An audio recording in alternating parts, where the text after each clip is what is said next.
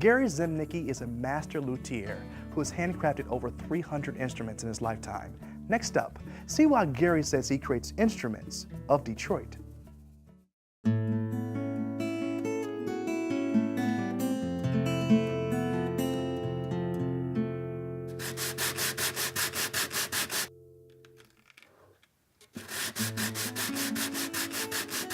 met a guy and I thought, yeah, I want to be like him, who was a great rock and roll guitar player. And I had no money. This guy that I met loaned me a book. And then at the end of the book, there was a chapter that was about 8 pages long that professed to tell you everything you needed to know to build 2 different kinds of guitars. So I took the book and started looking it over and decided, yeah, I could probably do that. It was enough to get me started, so that was how I built my first guitar. At the time, it was the greatest guitar that had ever been built. I couldn't believe I had done it. My father was so proud. He was walking around the neighborhood with it, showing all of his friends what I had done. I am completely self-taught. I've never had anyone show me anything. When I got into it, when I built the first guitar, or even the first 2 or 3 guitars, I had no idea that it would lead to this being a full-time job. I mean, I've built almost 300 guitars now, and when you add in mandolins and ukuleles and all that, my total is well over 300. So I've done enough that I know if I change one thing, how it's going to affect the ultimate sound of the guitar.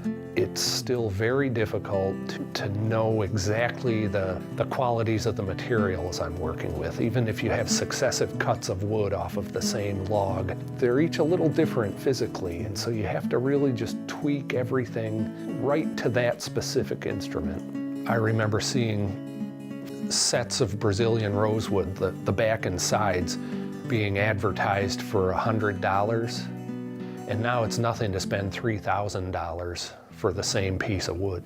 There are a lot of stories in the media about all of the abandoned buildings in Detroit. My son and a friend of mine gave me an idea. What if we could take some of the wood from these old buildings and make new musical instruments? I heard about a place called Reclaim Detroit, which is a part of Focus Hope, which is a local charitable organization. Homeowners donate their abandoned homes to this organization, and they dismantle them and sell all of the materials that they can salvage. So I went to the Reclaim Detroit warehouse, and they showed me all of the building materials that they had taken out of a house that was well over 100 years old. I wound up with a couple of big bundles of maple floorboards and also some sections of 2x10 Douglas fir ceiling joists. So when I get the wood from Reclaim Detroit, this is pretty much how the floorboards look. They're covered with decades of grime and dirt. A lot of the floorboards have nail holes in them. And so before I can actually use any of this in an instrument, I have to clean up the wood, generally starting with a chisel, to get off some of this surface grime. And then I'll slice the wood up on my bandsaw to reveal the clean wood that's inside, and then I can select what I'm going to use. So I built a ukulele. Really didn't have very high hopes for it because I've played maple ukuleles before, maple-backed ukuleles, and they have a real dead kind of sound. But I built this one, and it sounded great. It sounded at least as good as any traditional ukulele with a koa backside and top set. And I'm almost finished building a guitar now out of all of this wood. I invited my friend Rob, a local studio musician, over to test out the sound of one of the Reclaim Detroit maple ukuleles.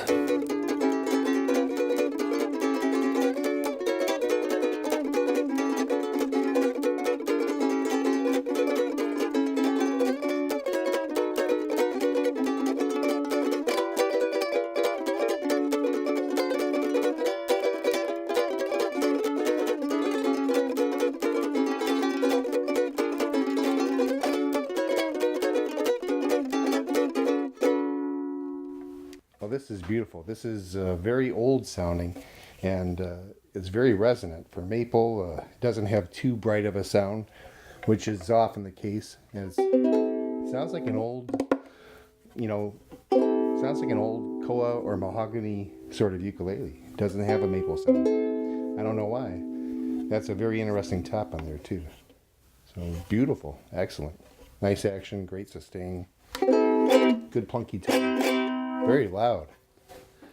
On all of the instruments that I'm building from the reclaimed Detroit materials, there's a small mother-of-pearl inlay of a house. This is a reproduction of the house that the materials came from.